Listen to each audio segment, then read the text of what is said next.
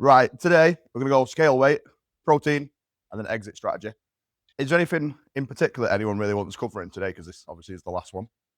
The only thing that I want to go over again, knowing the difference in calories. That in my head, I'm like, oh yeah, all calories are the same. And then you said, no, they're not. Somebody said anyway. Somebody was really clever. Somebody was really good with it and said there is a difference in calories because I am a bugger from the fat. Okay. So I think what you're getting at, there's not a difference in calories, but there's a difference in the three macros. Yes. So protein, carbohydrate, and fats. Yeah. Carbohydrate is 4 calories per gram. Protein's 4 calories per gram. Fats is 9 calories per gram. Which this, but what are you getting at in terms of fat loss, in terms of getting muscle? In terms of possibly more fat loss and muscle, There is a difference, but we're really going to geek out into the science of metabolism if we get into that, in terms of how your body processes it. Yeah, no, I can speak to at the end or whatever. There is a difference how your body processes it. Essentially, everything that goes into your body can be turned into energy. So even though protein doesn't contain glucose as it enters your body can turn it into glucose to use. But in terms of trying to create a calorie deficit, it's not really the thinking behind it that you want, because it's not that helpful. The other thing I would consider is if you've got 2,000 calorie target per day, how that breaks down between carbohydrate, protein, and fat. So making sure I've got my protein intake, and then the thing is, whenever we do this process with people, the first thing we have to do is get people to understand calories and track them. Once we get to that point, then we can start to think about the macro split. So if you're at a point where you're tracking calories and you're comfortable with that, that's where we can then start to talk about how much fat and how much carbohydrate you should eat. I've been using Yeah. to go over my fat pretty much daily. Okay. Do you go over your calories? Very, very slightly. It's usually between, So that's minimal, really. That's not a huge impact. You're still being in a deficit. How are energy levels? Yeah. So some people's bodies will prefer to burn fat as a fuel source rather than carbohydrate, and that's genetic largely. So some people, if you put them into low carb, high fat, will respond really well, and other people will feel like they have absolutely zero energy. So if you're eating a higher fat intake within the calories and feel good for it, I'd keep doing it. Yeah. That's a little experiment for everyone, that really. Pay attention to the carbohydrate and fat that you're getting. On the apps, NutriCheck and MyFitnessPal and so on, it'll give you a percentage split of how much of each you've eaten. Pay attention to that and pay attention to how you feel. Occasionally, I'd say in my experience, it's less people would prefer to burn, the body would prefer to burn fat than carbohydrate. But when I say less, it's probably 30-70%. If you are someone who does prefer to burn fat instead of carbohydrate, then try and shift the way that you're eating your food to get a little bit more fat intake in and a little bit less carbohydrate intake, and just see how you feel. Some people respond really well, whereas some people definitely need more carbohydrate than fat as the fuel source. So it's worth just looking when you're at the point, let's say, where you are tracking calories consistently, you understand what food's going in. At that point, it's worth looking and thinking, how much am I getting here in terms of carbohydrate and fat as well as the protein? Yeah, cool. Right, today, scale weight, an evil bitch or your new busy mate. So we're going to get into scale weight. First of all, show of hands, who gets pissed off by the scales? Yeah. Shimmy this bench up. Yeah. Right. So obviously I had a lot of questions about scale weight through the process of this program. So I'm going to go through it today. What does scale weight tell us? Correct. Well done. Yeah, objective without emotion tells us your mass. So it does not tell us your body fat. The scale cannot tell you how much body fat you have in your body. And I want to say that again. The scales cannot tell you how much body fat you have in your body, which also means that it cannot tell you if you have gained or lost body fat. I'll say that one more time. That scales cannot tell you whether you have gained or lost body fat. Yes, so that's an in-body. So just to clarify then, when I say scale, I mean, yes. So if you're just, what I'm to clarify by scale weight, where you are just getting weight, you stand on it, it says weight in kilograms or stones and pounds. And it gives you one number, which is that number, which is your weight. Yeah. Just to clarify, that's what I mean by scale weight. So not the in-body. The in-body does give you scale weight, but then it breaks that scale weight down into body fat, muscle mass, and so on. So it's a little bit different. The scales are completely emotionless and will just objectively tell you what your body mass is. correct term. We only assign emotion to that number through conditioning. You know, if a baby steps on that scale, they're not bothered. You learn through growing up that weight matters. Now, you're told weight matters, but in my correct opinion, it doesn't. Now, it does matter, and it gives us some information in the process, but it's not the information. It isn't the live or die by. This is what tells us whether or not we are making progress. We can condition ourselves to not care about it as well. In the same way you can learn to be bothered by what the scale says, you can unlearn that thinking. And you have to firstly be open to it, be aware to it, and allow yourself to see that actually, even though, say, for example, scale weight has gone up, my body fat's gone down, muscle mass has gone up, for example, on the InBody, which is why we bought the InBody, it's why we use the InBody, so people can see that in detail about the breakdown. That breakdown of what's going on is the most important thing. How's water changing? How's muscle changing? How's body fat changing? The scale weight is irrelevant at that point. Scale weight will change depending on how them other three numbers will change. The scale weight is just a number that's dictated by how much fat, how much muscle, and how much water is in your body. So, scale weight is just your relationship with the ground, your relationship with gravity. I'm going to go through a list of things that impact scale weight. Water and fluid balance. So I'm going to rifle through these. Stress and cortisol levels, you'll store more water. Poor sleep quality, you'll store more water. A hard training session, which creates inflammation, you'll store more water as the recovery response. Recovery demands, you'll store more water. Heat exposure or sweating, your body will counteract by storing more water afterwards. Travel, you'll swell and hold water. And then dehydration rebounds, your body will overcompensate and hold more water. Glycogen and carbohydrate. So glycogen is the term for energy, which is stored inside the body.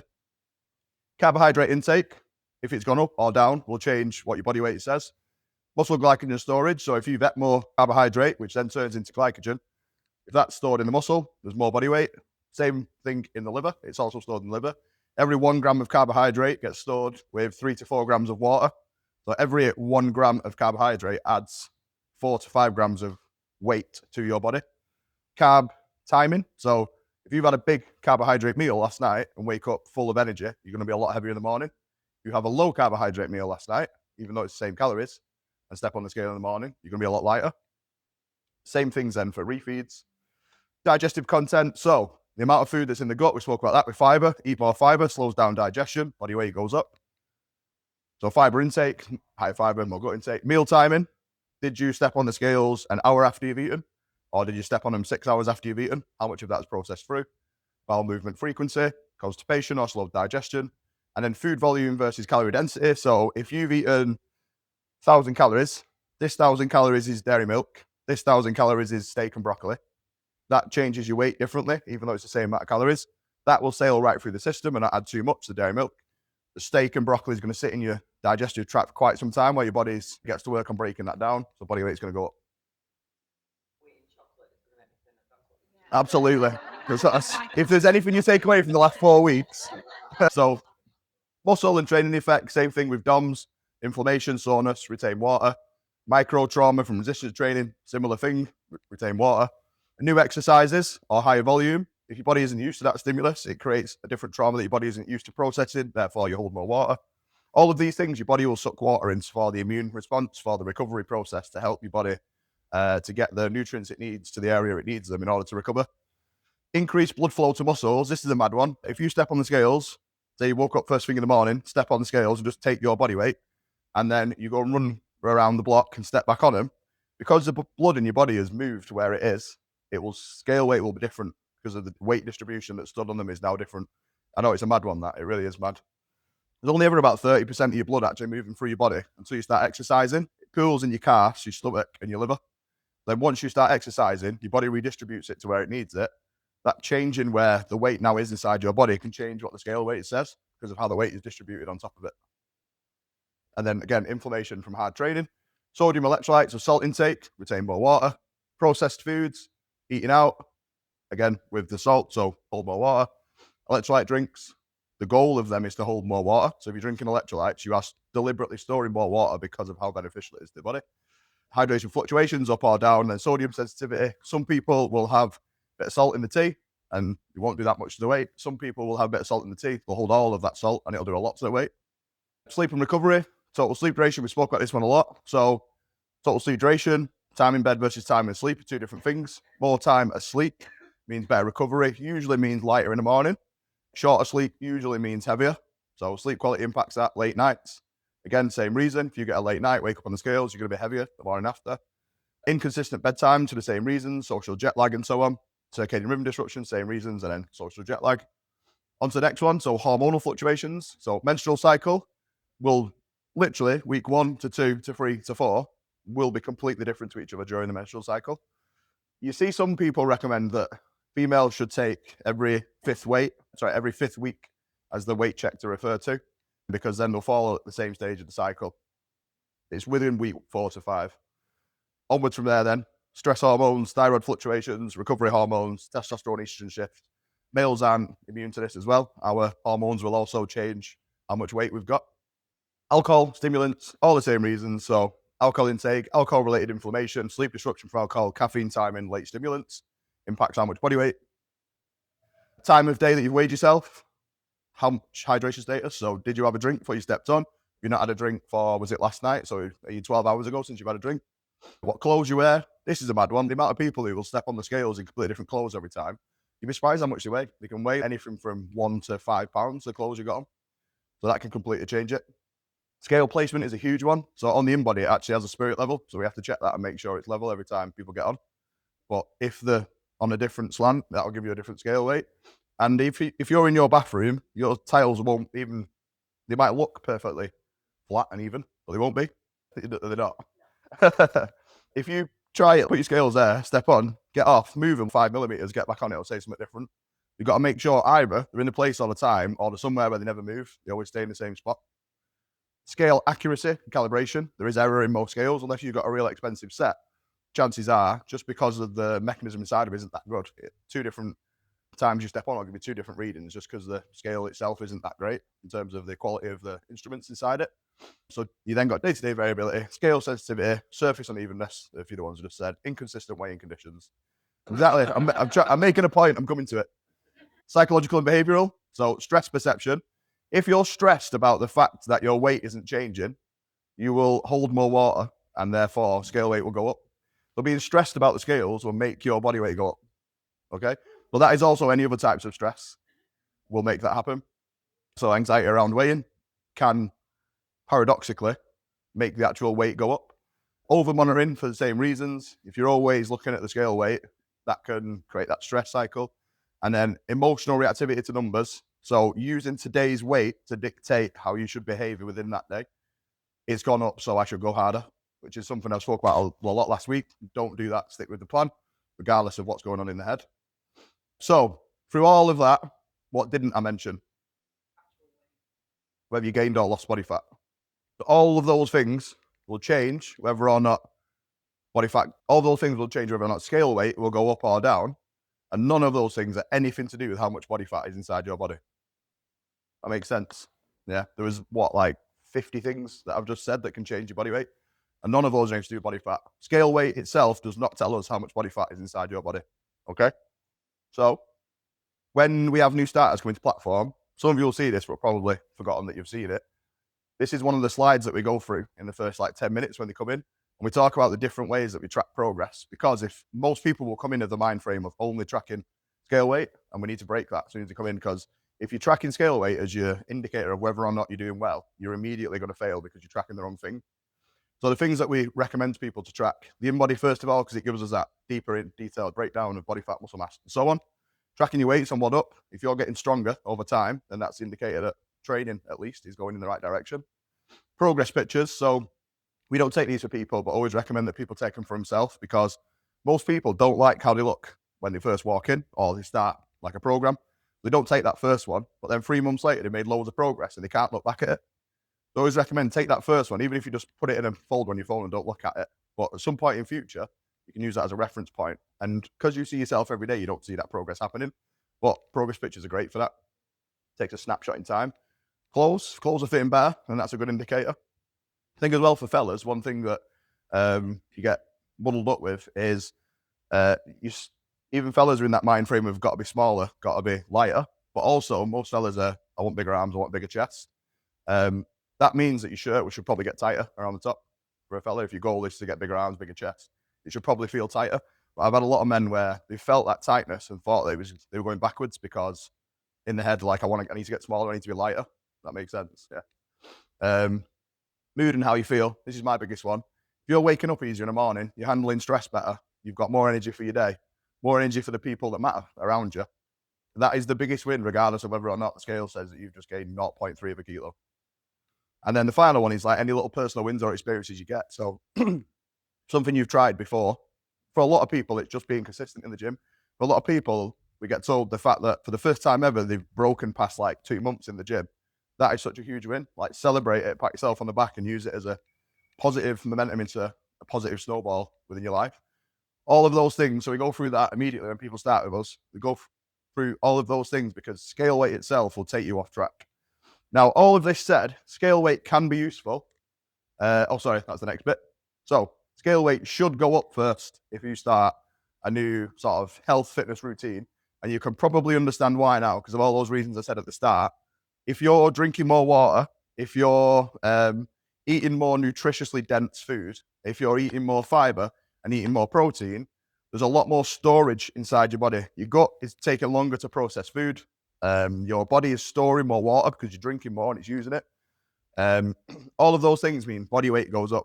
So usually, in my experience, most people should see weight go up in the first few weeks of starting a new program. But if you got on the InBody, you would see water was up, muscle was down, and fat goes down. No, muscle goes up and fat goes down. But because of the changes in terms of you storing more energy, you've got more fiber in the system, you've got more water in you, weight itself probably should go up. And that's where if you start a new program and you're like, right, I'm going to kill it, you eat nothing, you do all the changes, you drink more water and so on and so on. If you only use the scale weight as your predictor of whether or not this is going well, you're going to step on that scale, you're going to see it go up and go, it's fucking pointless.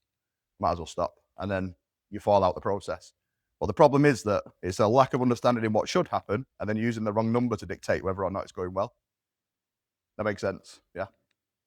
So scale weight is only a tool, but it's not the indicator. That said, scale weight is useful if we use it properly. So this is why we use the InBody and the other methods that I've said. But there is a way that I do recommend of using the scales because they can be useful over time. Now, this is dictated on whether or not your brain can tolerate it. So weigh yourself first thing in the morning every day, and then take a weekly average of what all of those weights divided by 7 say, and then compare your weekly averages to each other, because that takes out all of the noise of what is going on in terms of them daily fluctuations of hormones and water and salt intake and fiber intake and all of that. The key thing that I need to stress is that if you step on the scales on any day and it's gone up, that cannot change your behaviors on that day. You cannot use the scale weight to dictate how you want to approach your behaviors within that day. The daily fluctuations do not matter. We have used InBody, or if we use weekly averages, that can be really useful because it takes out the noise. I started weighing myself every day, and that just completely removed the oversaturation of it. Completely removes any kind of emotional baggage with it. Yeah. The worst way that you could do it is to jump on every few weeks or just now and again. Because what if, if you think of, you've got a graph, your body weight has come down, you've had some hormonal and salt fluctuations, it's gone up, and you're comparing a high point to you start, and you've missed all these low points in the middle, and then you do the same thing again, you just jump on randomly. That's why Aaron says there, you get on every day and just become numb to the number, just track it as data, because that's all it is. And it is just one piece of data amongst lots of pieces of data that we can use to see whether or not the process is working. Average it out, remove the noise, and then use those weekly changes to be the indicator of whether or not this is going well. I'd have to put that. Yeah, that'd be amazing if you did that. You'll see the patterns there. The week where I am. Yeah. I'm imagining. Yeah. No, so yeah, the way I do it is notes app in my phone, and I'll have the week commencing, and I add them all up, and then I'll divide it by 7 and put that one, and then the next week I'll do the same. But then I'll go back. So if I've been ill in a week, I'll put brackets illness, and then you can see how that impacts things. So if you put the stage of the cycle that you're at alongside the weeks, you'd be able to compare each week of that cycle to the previous week of that cycle, which would be so useful to track. Because as much of all those things that I said about what change your scale weight, body fat going down will bring scale weight down, but it doesn't come down fast enough that if you're looking at it every day that you would see a change in body fat on the scale. So if we look at the weekly average changes over time, we will then see body fat change. That makes sense. I don't want to counter everything I've just said, as long as that makes sense. Yeah, cool. So, any questions on scale weight? So with the InBody, you need to get enough time to allow a change to happen. So I'd say 2 weeks is enough time to see whether or not a change has occurred. If you're looking to just, if you've got to a place where you're happy, you just want to make sure you're on track, it's every 4 weeks, I'd say. Yeah. But 2 weeks is the long enough time frame for a change to happen and for the InBody to pick that up. Yeah. Cool. Right. Protein. Well, any other questions first? Cool. So protein, whistle through this one. So we've already covered the amounts that people should eat. But I just want to check. Is anyone unsure? I didn't want to cover that in this day because we've already talked about how much protein you should eat. Yeah. Cool. So we're going to get nerdy for a minute. We're going to talk a little bit more about the science. Buckle in, Aaron.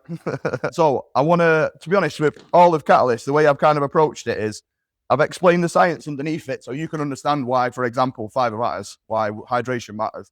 And then I'll give you like a practical thing about that's why we then do this. We're going to do the same with protein. So when you eat protein, there's a few things going on inside your body. Protein is made up of what's called amino acids. I'm sure you've probably heard that term before.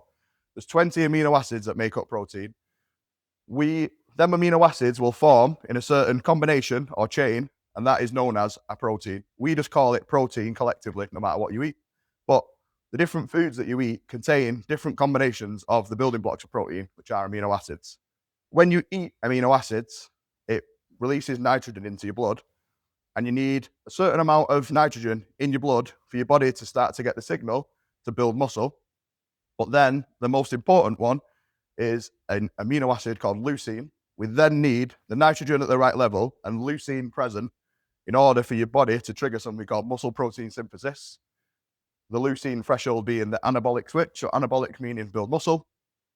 So I'm going to come back to why this is important, but we need nitrogen in the body and then we need leucine in the body. Both of those things need to be there. You can't just take one, you need both. And there's a minimum threshold of protein that you need to eat in order for your body to be able to actually use it in terms of rebuilding your muscle. And that is the leucine threshold, okay? So if you just ate 5 grams of protein, it wouldn't do anything inside your body. Your body would not, it would do things inside your body, but your body wouldn't use that to rebuild muscle. You need to eat an amount over a certain threshold in order to stimulate enough of the leucine threshold for your body then to go, this is for muscle protein synthesis, okay? Not massively. Not really, no. Because of that, there's a difference between plant protein and animal protein. Plant protein, for the most part, doesn't contain leucine. So you give the body nitrogen, but you don't give it leucine, which is the switch it needs in order to go, this protein intake is for muscle protein synthesis, okay? With plant protein, you could eat 50 grams of protein and it not be enough to stimulate your muscle protein synthesis because it doesn't contain leucine. So leucine is primarily found in meat and in dairy. The one that does contain it is quinoa. I think there's a couple others that do contain leucine, but they don't contain the other amino acids. I don't want to get too nerdy here into the science, but the different amino acids have different roles. And what people try to do with the research is look at if we only give this amino acid or this chain of amino acids or these 2 or 3 amino acids, does it work? What they found was basically you need all the amino acids present and enough leucine in order for it to work properly inside your body. That will happen every time you eat a big enough portion of meat products, dairy products, but doesn't happen with all the plant products. Okay? That makes sense, yeah? So, for fat loss, when it comes to your protein intake, the most essential thing is that you just hit your total daily amount. That's all that matters. If your target goal of protein in that day is 150 grams, it does not matter how you consume it, just that you consume it. If your goal is to build muscle, then you have to split that up through your day. We need to be consistent with the intake throughout the day, probably every 3 to 4 hours, because we need the body to stay in a positive nitrogen balance. And we need to spike muscle protein synthesis every 3 to 4 hours so we can stay in that cycle of building muscle. The body will switch between build muscle, anabolic, break down muscle, catabolic, all through the day, dependent on the training stimulus you give it and the nutritional environment you provide it. If we eat enough protein and we eat protein consistently every 3 to 4 hours through the day, we will consistently keep our body in a state of nitrogen balance and we'll put enough leucine in, which means that throughout the whole day that you're awake, your body will be producing new muscle. Does that make sense? Fruit? No, fruit. don't contain protein. Fruit don't contain it. Yeah, so there is protein sources that aren't full meals, like protein bar, that's why they're useful. Protein shakes, that's why they're useful. Then yogurts. So Greek yogurt, again, that's why we've talked about that a few times, haven't we, with Greek yogurt. Milk, eggs, even a couple of eggs. I'm trying to think off the top of my head. Yeah, the most important thing is that you've got protein in the meal, regardless of where that source has come from. Just be careful between plant and animal, is the kind of take home that I'd want you to get from it. So, to spike MPS, come to you in a second. To spike MPS, muscle protein synthesis, every 3 to 4 hours, you need 0.5 grams per kilogram, and that needs to contain leucine. So, to make that simple, it needs probably an animal or dairy product.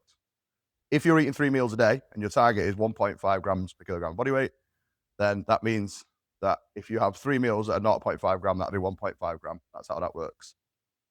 That makes sense? So if you have your protein intake split up into 3 meals and you have breakfast, lunch, evening meal, and they're 4 to 6 hours apart and they've got enough protein in them, you would be good for majority of the population. If you're really, really, really focused on protein for gaining muscle and really maximizing muscle intake, then you probably want to get some protein-based snacks in between that are enough to stimulate the muscle protein synthesis threshold. Make sense? Yeah? Joe? Yes. My head, maybe it was wrong, but I thought that if you're taking protein, you're focusing on fat loss, but in muscle will come. But it sounds unless you do it breaking down Yeah. more, or it won't come at that certain level. Just trying to understand the connection between those two, because I thought, okay, if you're eating fat, Yeah. you're still getting. So when I get to say my muscle fit. comes in, and that's why the scale as low. Yeah. Does it mean that they don't happen simultaneously, or does it mean that the muscle gain might not be as much if you don't do that 3 4 hours? So this is where I get to say my favorite words, which are it depends. General rule is that you can't lose fat and build muscle at the same time. You can't do both because physiologically the demands required are different. To build muscle, you need enough protein split up throughout the day and a calorie surplus, but eat more calories per day than you actually need. To lose body fat, you just need to hit your protein intake and eat a calorie deficit. Now, where it depends is your genetics. So if you're blessed with genetics, some people will find it quite easy to carry on building muscle even though they're in calorie deficit. And the other thing is if you're new to exercise, you will then also, anywhere, again, genetics will dictate this, anywhere, in my experience, from 3 months to 12 months, will build muscle whilst in a deficit. But you get to a point where your body's used to that stimulus and you stop gaining muscle at the same rate. So to shorten that answer, in the first few months, you're fine, you can do both. When you get more experienced, you need to more specifically decide, am I trying to lose body fat or am I trying to build muscle?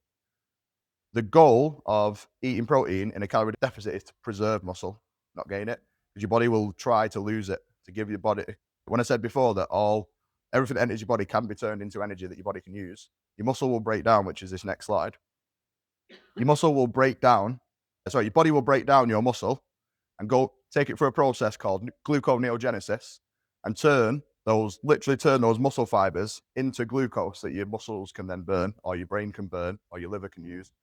But if we don't eat enough protein, you will break down the muscle inside your body to use that for wherever that protein is required inside the body. That's why we need to eat enough of our protein intake so the body doesn't use the protein that's inside it, the muscles, in order to do the functions that it needs. That, if you lose muscle, is terrible for metabolic health in most conditions. It means as well that your metabolism will slow down and it creates that thing we were talking about before about being skinny fat rather than actually seeing physique change. Yeah. So, practical protein tips, all of that said. For breakfast, try and get 25% of your intake. Breakfast is most people's crux, that, it's a piece of toast or it's a bit of porridge. There is no protein in it. We need to get protein in that. As a minimum, I would say if you've not got the time whatever in the morning, get a protein shake in. Have a protein shake when you wake up. Have your normal breakfast, just drink a protein shake on the way to work. Because of the period of time that you're asleep, that means nitrogen drops through the night and you've now got no more amino acids immediately available nutritionally. Your body is now in a state of catabolism, breaking down your muscle mass. So as quickly as we can when we wake up, get some protein in. It depends on the goal then. So again, if the goal is fat loss, so long as you eat enough protein in the day, you will be okay. And again, genetics plays its part, and the training you're doing plays its part. So use the InBody to tell you whether or not you're all good. If your goal was very specifically, I want to maximize how much muscle I can build, then it would matter. Then you'd want to get to him. Yeah. Yeah. Next one then is preparation. Remove chaos. Plan this out on a weekend. If we're planning the week and then the day before, we know what we're having the day after, ensure that you're getting enough protein in your day. Next one then, people will say, how do I eat more protein? Literally just eat more protein. It is that simple. If you're having 1 chicken breast, have 1.5. If you're having 200 grams of Greek yogurt, have 300. It is that simple. You do, but you're... So pay attention to what you're eating and what's making you full. I would probably... You can actually Google satiety index and it'll tell you foods which are easier to eat with higher in protein and so on. You'll probably find Greek yogurt for the same amount of protein would be easier to eat than a steak. So pay attention to the protein sources that you're getting. A protein shake will probably do nothing in terms of, it might just quench your hunger a little bit, but it won't fill you up. So if you had a protein shake, you're going to get 25, 30 grams of protein. It's not going to do that much in terms of making you full. So weigh that up. The thing with it is, in terms of making your protein portion bigger, when you're planning what to eat for your meal, start by hitting your protein intake with that meal. And then however many calories are left for that meal, that's what you fill in with carbohydrate and fat. So my calorie target is 2,000 calories, and I'm going to eat 3 meals. So I can have about 650 calories per meal. I need to get 50 grams of protein. So I've gone, that's 2 chicken breasts. That's 300 calories. I've got 350 calories left in this meal now to decide what I want to have in terms of carbohydrates and fats in that meal. That makes sense? So when you're planning your meals, plan the protein source first, and the calories that are left then are dictated by the fats you've already hit your protein intake. That was a big sigh. Right, so fiber is a byproduct of carbohydrate. Fiber itself doesn't contain calories. So you can hit your protein intake and your fiber intake. Fiber comes from eating carbohydrates. Does that make sense? So carbohydrate, protein, and fat contain calories. Fiber itself doesn't contain calories. Fiber is found in carbohydrate sources. So for example, increasing your fiber intake doesn't necessarily increase your calorie intake. What you need to do is increase the nutrient density of your food. Same amount of calories, but you get more from them. Yeah. I'm just really struggling where I need to be. I cannot. Yeah. So there is trade-offs, because when you're in a calorie deficit, you're giving yourself an energy deficit, which means that you're not putting enough things inside your body Yeah. Just so when it comes to calorie deficit, just bear that in mind, that you are in an energy deficit, meaning that some of those numbers you might not be able to reach. You've got to weigh up what's most important to me. Do I want to absolutely make sure that I do not lose any muscle? In which case, prioritize your protein intake. I don't mind if I lose a little bit of muscle, but I really want to keep my gut health intact, then make sure you get your fiber intake. The other thing is, you could reduce both slightly. So if you got 25 grams of fiber instead of 30, and you got 1.4 times body weight of protein, you're close enough to both that you can, but you've brought calories down. This is where I've said it a few times. I've given you the science of this is perfection, but then there's an art to how do you do that in terms of your life.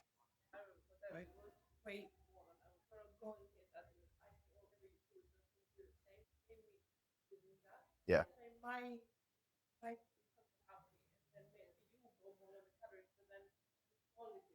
Yeah. When you say you're not hitting it, how far away are you? It depends. Sometimes on the day I think all of that was really good, and then it really helped me last week by seeing that not everything in my fit. I thought I was way off, and actually I wasn't. Yeah, check the fiber. Yeah. It gets quicker after you've done it, but Same every day. Yeah. I do. And Yeah, I same. go, Yeah. So to finish this bit then, the final thing to think about is if there's a long window to your next meal, which is usually evening to breakfast, then try and make that be a very good source of protein. Yeah, good. 30 to 40% of your intake. You'll have all heard of whey protein before, I would imagine. You ever heard of casein? Yeah. So the difference between whey and casein, whey is metabolized really quickly by your body, gets into the muscles very fast. Casein forms a gel inside your stomach, and then it slowly gets fed into your bloodstream over a few hours after consuming it. So some people, when they're really trying to maximize either protein, muscle gain, or muscle preservation in a deficit, will drink a casein shake somewhere in the evening near bed so that it releases protein into the bloodstream through the night while you're sleeping. It is a milk-based product, yeah. So when you get milk itself, and whey protein literally comes from the cheese-making process. Little Miss Muffet sat on a tuffet eating her curds and whey. That whey is what is whey protein in protein shakes. Milk is made up 20% whey protein, 80% casein. And that's where the casein comes from. Yeah, vegan. Don't know about that. Creatine. So creatine is found in red meat products, primarily beef. It is, you've got 4 energy pathways inside your body. It's the second one. And basically, you have a store inside your body of how much creatine your body can hold, and we don't get enough of it from food. So if we take creatine, if we supplement with it, we can fill the stores inside the body, and we maximize one of those 4 energy pathways. And it's the energy pathway most responsible for weightlifting, high intensity exercise, boxing, or doing a fit class. So in terms of what we're doing here, having enough creatine inside your body is really, really beneficial. It's one of the only supplements that's ever been consistently shown to have a huge impact on your progress. So you'll build more muscle, you'll be stronger, you'll recover quicker.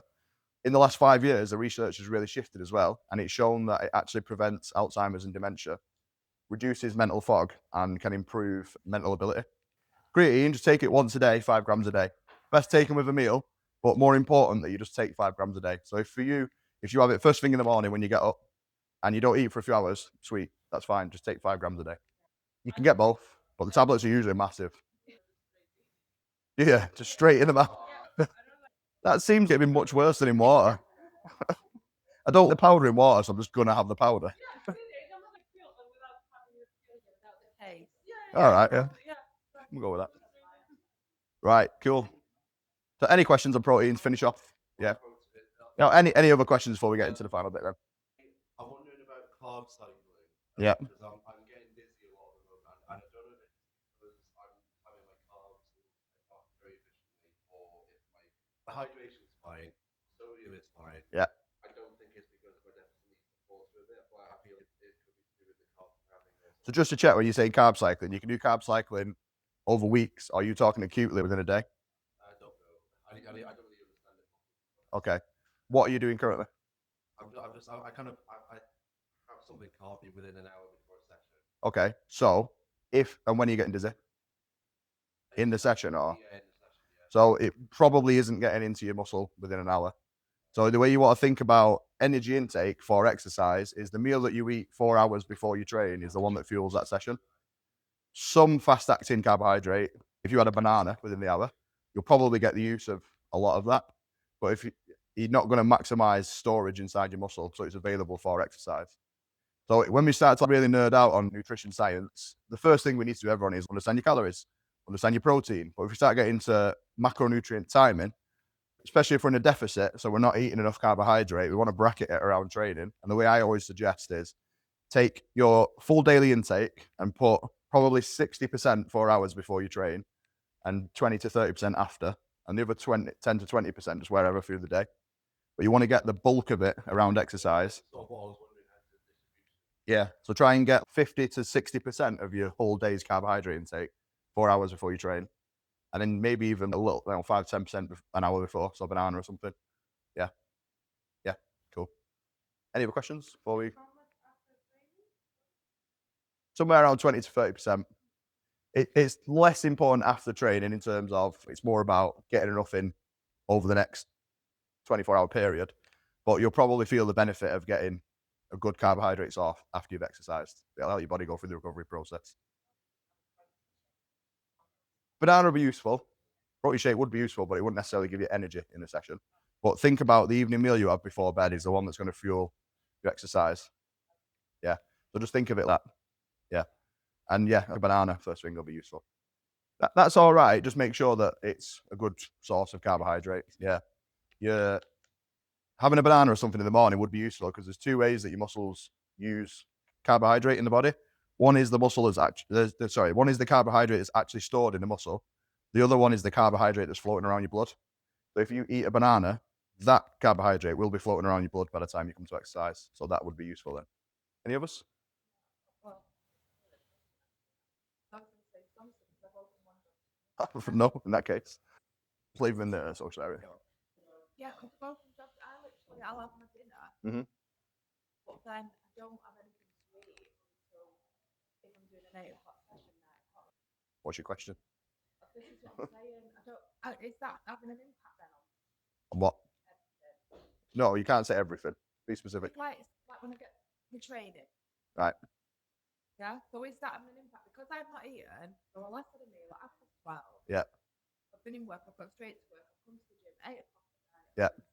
How do you feel? Is that going to impact? You've seen me. I'm pissing down the ass half the time. Is that why? That's your answer, yeah. But I was supposed to fit food in when Preparation. I was working.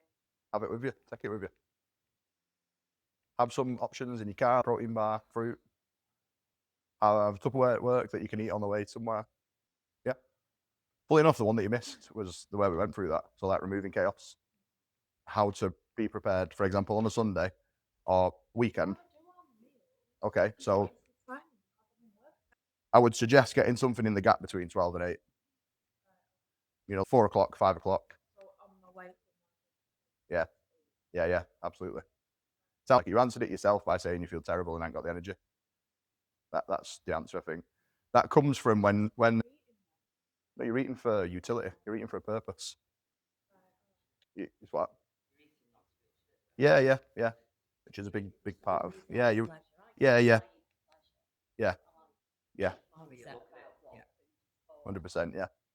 100%. I just don't feel because the meal is a sit down meal, and then obviously I'm going to be two, and I'm eating. It doesn't have to be a meal, yeah. I think who says it's changing the mindset around it. Right. It's eating for purpose rather than pleasure, and it doesn't have to be a meal. It can just be something to go. This is a bit of carbohydrate and protein to sustain me, so that when I train at 8, I don't feel terrible. Yeah.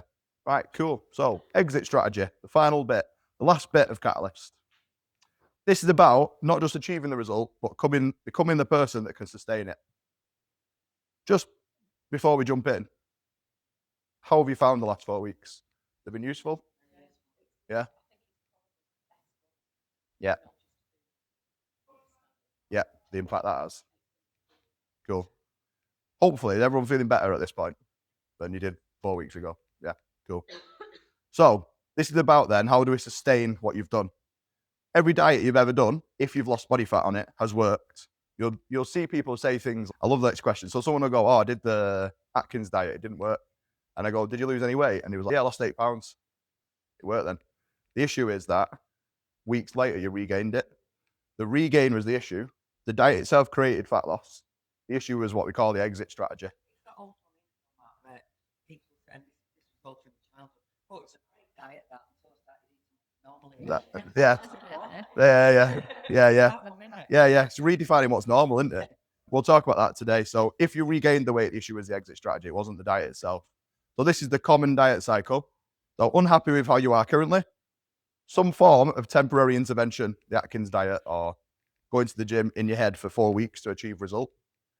Achieve result, return to old behaviors, eat normally again, back to square one, and repeat the cycle. That resonate? Yeah. So this cycle is flawed because ultimately temporary intervention. That's the reason why it's flawed.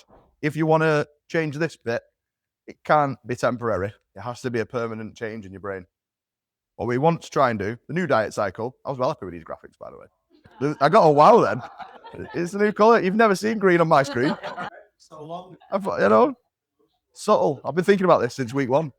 So you start off unhappy, achievable permanent change, achieve a desired result, become a new person, enjoy new life. So this is what we're trying to do, okay? So how do we do this bit is the question, because I think most people in here are probably somewhere between them. We've started a change and we're either at or near desired weight and body, or if you're not there, a few shaking of the heads, we're here, we're on that line between the two. But people agree, resonate with that. Yeah. So we're all in agreement that everyone is here. So it's how do we get here? And this is the exit strategy. It's how we change our thinking from here, we've got to this bit or near this bit, we need to become this bit so we can do that bit. So Catalyst was never a temporary intervention. It was a rehearsal of how to live. We've got layers, we've got like an onion. You haven't followed a plan. You've practiced being someone new. That is such an important mind frame. Everyone said a moment ago that you feel better. You don't feel better because anything's really changed. You can't really change that much in 3 weeks.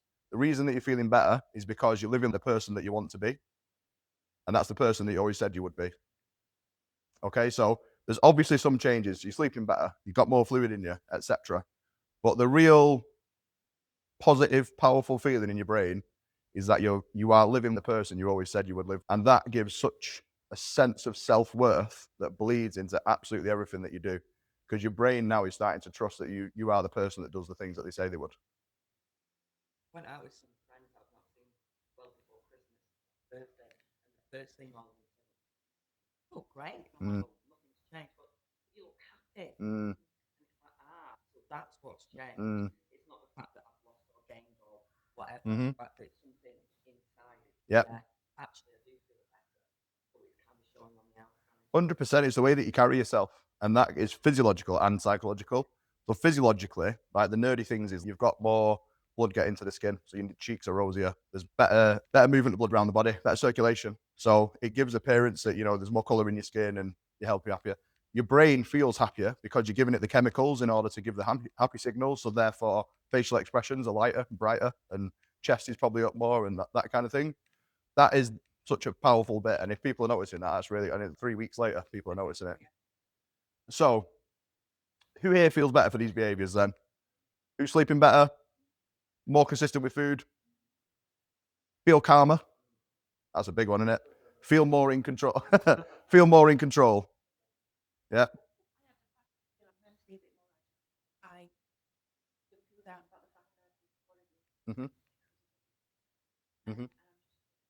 Love it. Yes.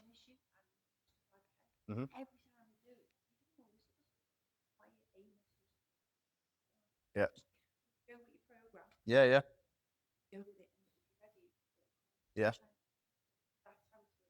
I love it.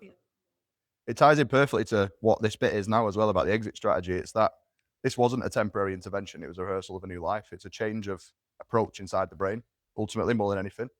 So we've all just said that you're sleeping better, feeling calmer, more consistent with food, more in control. With that being the case, why would you stop?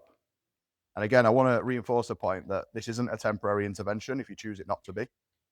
A lot of people, you probably started this, most programs, of the mindset of, I'm going to dial in for 4 weeks and then return to normal eating or, get back to normal. But if you feel so much better because you're sleeping better, you're eating better, you're drinking more water, and that is making you feel better, people are telling you look great, your cheeks are rosy, you're carrying yourself better, why would you stop doing those things? What actually undoes progress? Is it calories going up or habit collapse? Habit collapse? It's habit collapse. Calories go up because habits collapse. It's not the calories going up what causes, fat gain. People don't regain it because they go up. They regain it because the structure disappears from your life. All of the things we spoke about, protein, fiber, sleep, steps, they all vanish. And then mental chaos ensues. Calories go up. It's the habit collapse which causes the calories to go up at the end of something. But Catalyst was never about calories. And very deliberately, for the last delivered 6 hours of talking by this point, spoke about calories for about 10 minutes. It's very deliberately not been a focus of this. The focus has been living better and controlling the controllables that will help you to control calories, but specifically haven't spoken about calories that much. Calories can increase at some point after Catalyst, as they should, especially if you've been in a deficit. At some point in time, they do want to increase. But Catalyst wasn't about eating less, it was about living differently. Calories don't control your outcomes, your behaviors do. Behaviors create so much buffer for calories. For example, if you've increased your step count and started exercising more, you can eat more calories. The calories don't control the outcomes you get, your behaviors do. If you're sleeping better, drinking more water, eating more protein, eating more fiber, and doing things to calm the brain with inputs, breath work, and walking, then you create a calmness that helps you to control the behaviors around calories rather than having to always think about how many calories you're eating. The 5 pillars are your anchor as we move past this next 4 weeks. I tried. Sleep a baby, drink water, fish, eat fibre on the machine. I'm not gonna lie, I struggled with fibre. I couldn't think just why it's fibre. Eat fibre on the machine, eat protein on the lion, and relax a monk. You should have got a shark. Oh, I should have. Oh yeah, eat protein like a shark. Fuck's sake. You just ruined the last 4 weeks. Let my ancestors down. No sleep tonight. Fuck it up. I won't be sleeping tonight. Right. I'm not gonna stop thinking about this thing. Okay. Right. Well, we're all sharks, really. So these are your anchors. Continue to think about your sleep. Continue to drink enough water. Continue to eat enough fiber or prioritizing fiber and protein. And continue to deliberately give yourself inputs that help you to relax. And by doing that, you'll continue all of the behaviors that build from it that make you feel better. Whether it's being a little bit more active or feeling a little bit more positive, that will bleed into other parts of your life, not just the exercise, but your day to day. If these 5 pillars stay in place, then calories take care of themselves.